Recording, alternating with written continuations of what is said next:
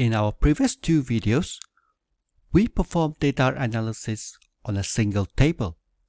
Specifically, we tried to answer a few analytical questions by using one single table to get the answer. For this video, we will perform data analysis on two or more tables. What this means is that you will be given a few analytical questions, and in order to get the answer to those questions, you need two or more tables to get the answer. For this video, let's return to our FoodMart preparing dataset and try to answer a few questions. The first question that we try to answer is, which product is the best seller in 1998? Okay. Let's go back to our FoodMart preparing Excel file and remove all these columns from our pivot table fields.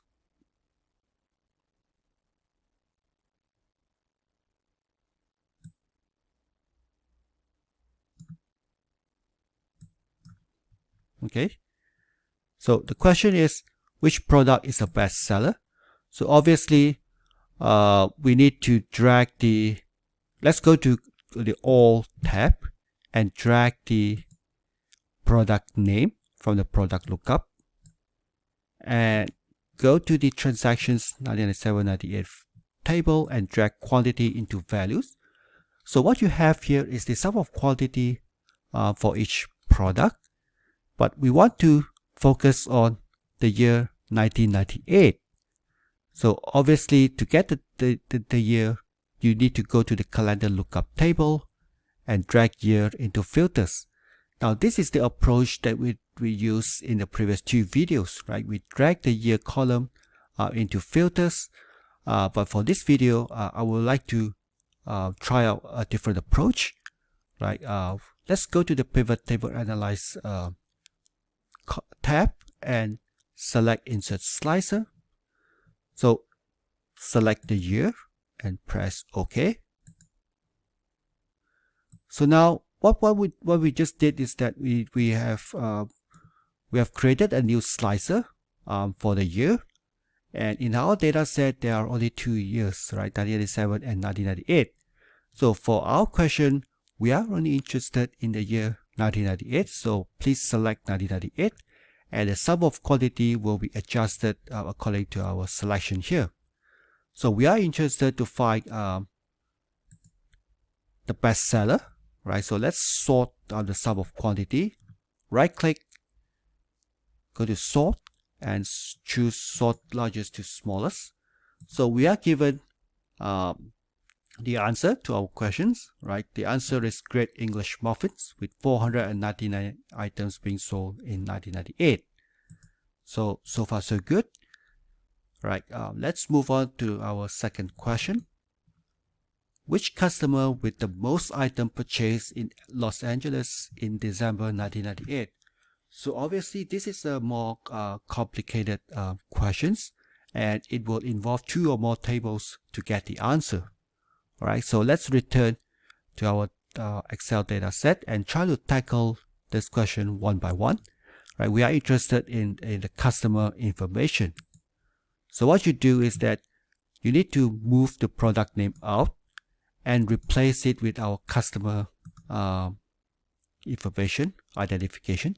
So in this case, let's select our customer ID. You may also select the first name and last name. It's up to you. Right, so let's select the customer ID and drag it into rows. Okay, so immediately you get a pivot table that shows the sum of quantity being purchased by each customer, but we are only interested in items purchased in LA in December 1998. So let's go to our regions lookup, right? So this is the districts or where the sales took place. So let's create a slicer for sales district. So previously we go to the pivot table analyze and click on insert slicer to insert the year slicer. There is actually another approach, right? Another way for you to insert a slicer.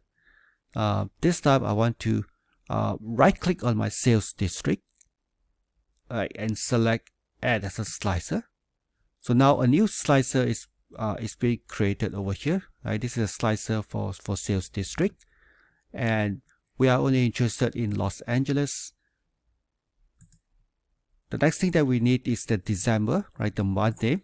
So we have the year, but we don't have the month.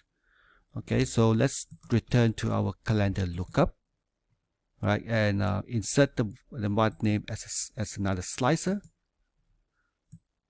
So there you go. Right, we are only interested in December.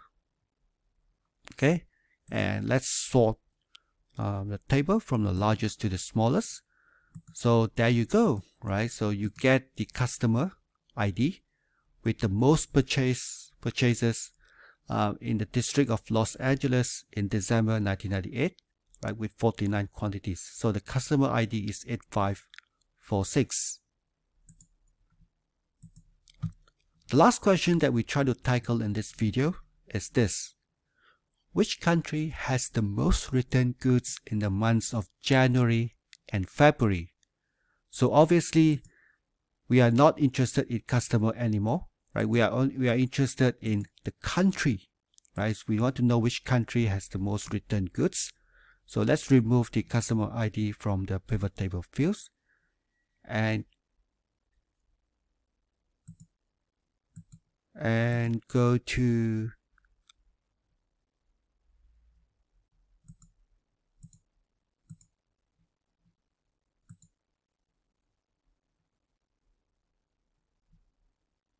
store lookup. Okay, so in store lookup you get the store country. So let's drag store country into rows, and this is a sum quantity for the transactions. So this is not what we want. We want the returns quantity, right? So just go to the returns table and drag quantity into values.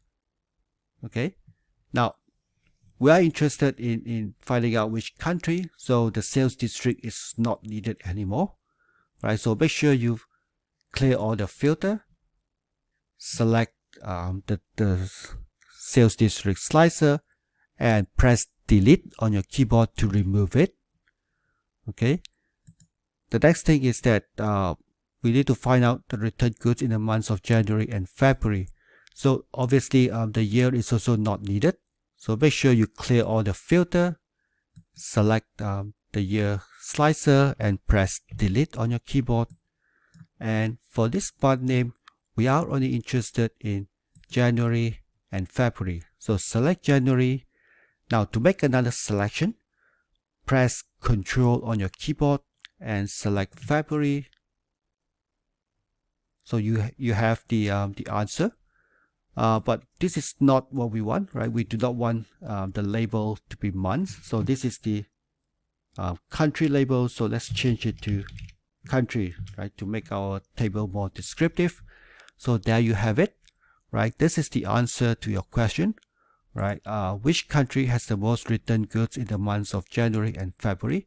So obviously USA has the most returned goods with 876. So this is how you answer some of these analytical questions that you may find in the real world.